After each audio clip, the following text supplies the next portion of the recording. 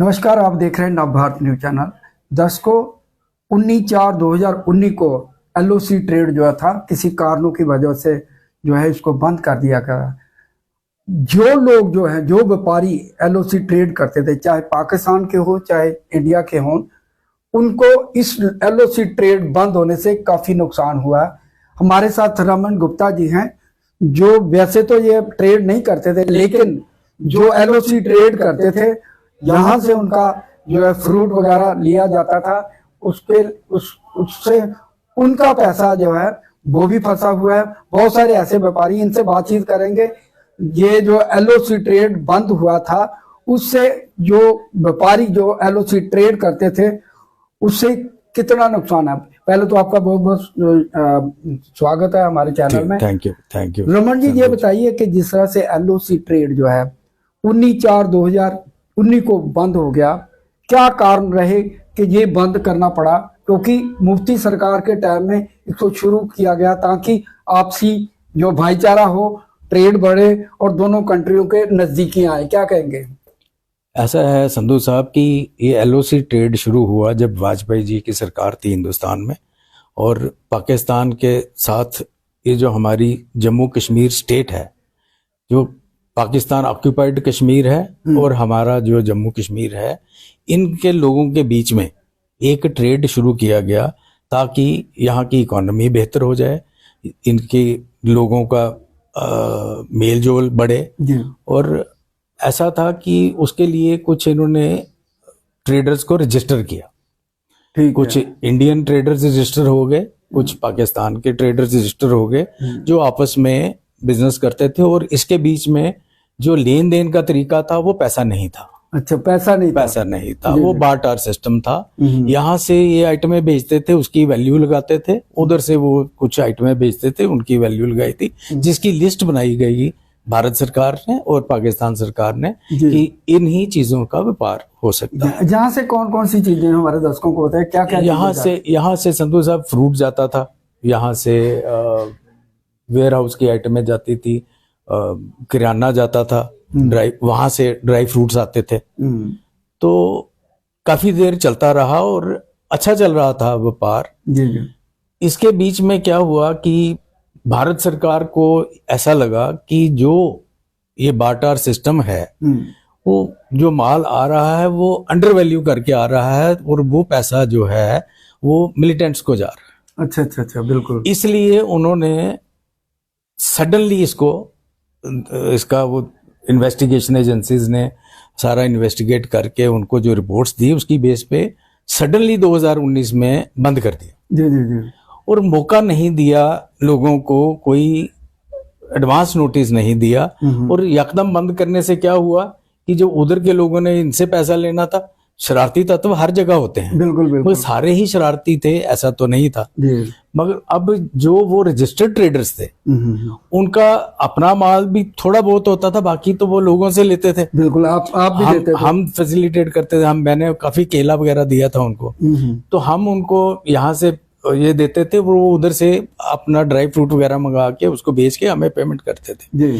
बंद होने से क्या हुआ कि उनके पैसे उधर फंस गए, उनके पैसे इधर फंस गए, और हमारे उनके पास फंस गए। बिल्कुल। तो ये नुकसान लाखों में नहीं करोड़ों में हुआ लोगों का, और काफी ज्यादा नुकसान हो। सरकार ने आपसे बातचीत नहीं की? कुछ चंद बंदे होते हैं जो ऐसी कोई हरकत करते हैं, लेकिन सारे व्यापारी तो ऐसे नहीं थे। सारे व्यापारी सरकार ने दूसरे व्यापारियों के साथ कोई जो है राय ली, या कोई आपको कंपलसेट किया कि आपका पैसा फंसा है, करोड़ों में फंसा है, तो आदमी एक एक पाई जोड़ के व्यापार करता है, तो कभी किसी ने इसके ऊपर बात की?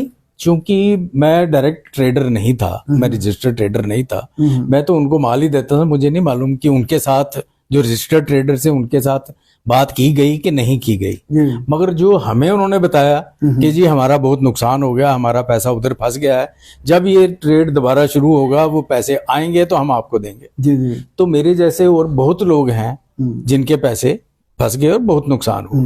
जिस तरह से ये ट्रेड होता था, और ये व्यापारी लोग, क्या वो व्यापारी इधर आते थे या ये वाले उधर जाते थे? कोई ऐसा था क्या पॉइंट जो पोस्ट में वहां मिलते थे कि हमने ये आपसी जो है?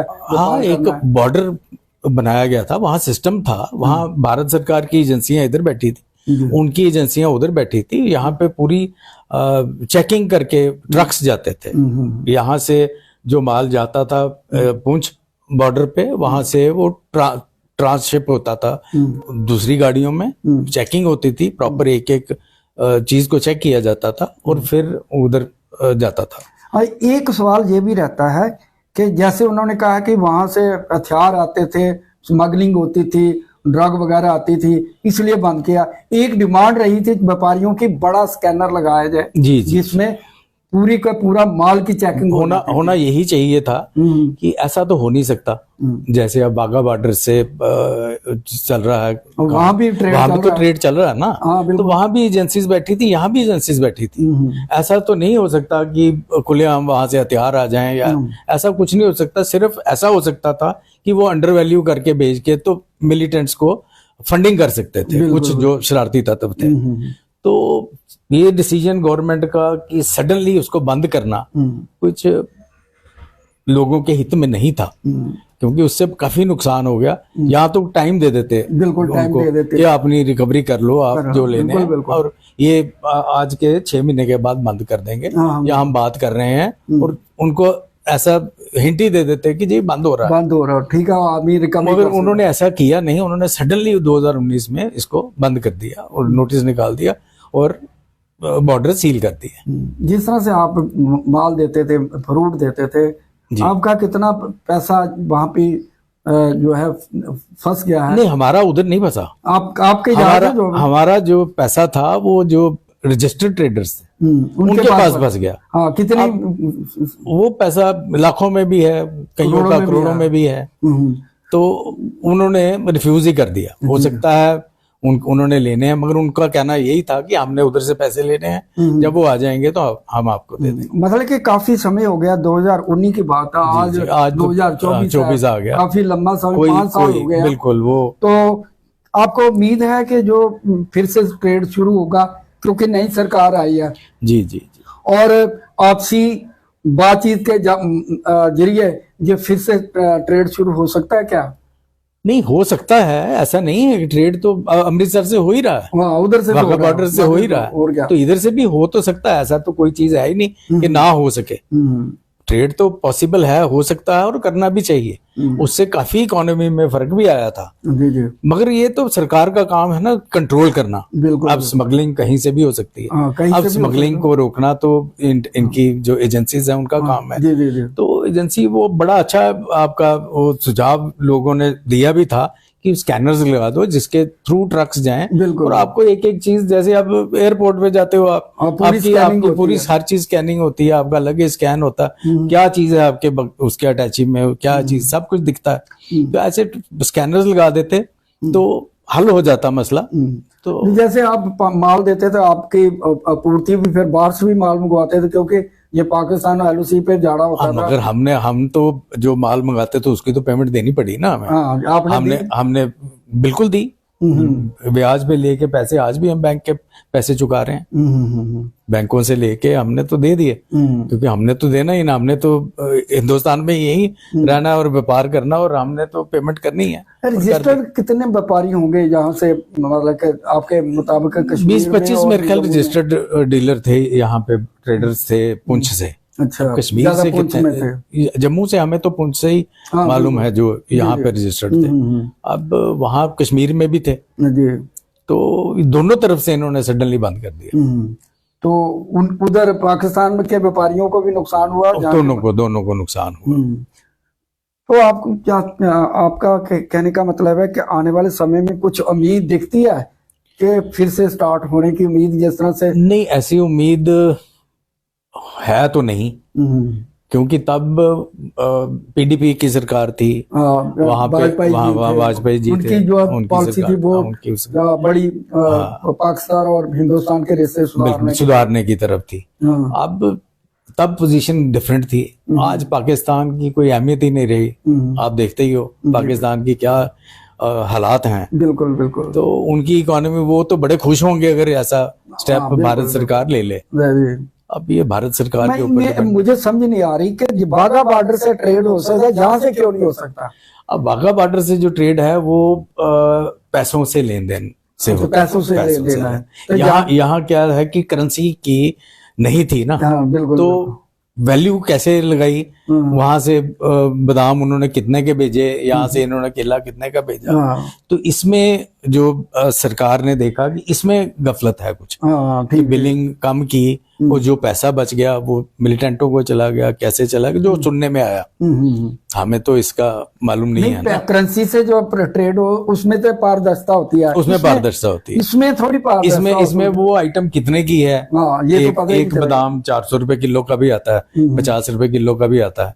वो क्या क्वालिटी थी, क्या आया क्या नहीं आया, तो जो आ गया क्वालिटी घटिया भी हो सकती है। इनको चाहिए था उसका कोई माध्यम बनाते, करेंसी के थ्रू ट्रेड चलाते।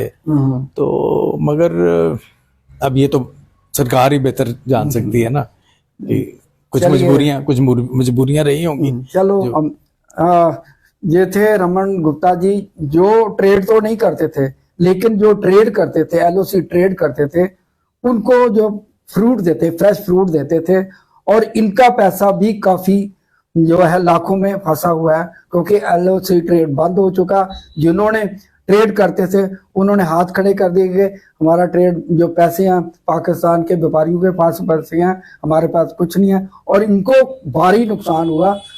और हम उम्मीद करते हैं दोनों देशों के रिश्ते जो है वो सुमान्य हों, आपसी ट्रेड और भाईचारा बढ़े, ताकि जो इस समय जो है लगातार जम्मू कश्मीर में इस तरह की आतंकवादी वारदातें हो रही हैं और उसमें कमी आए। क्योंकि वाजपेयी जो थे वो बड़े सुलझे हुए और प्रधानमंत्री थे, उनका यही कहना था दोस्त बदले जा सकते हैं, पड़ोसी नहीं बदले जा सकते, यही उनका नारा था।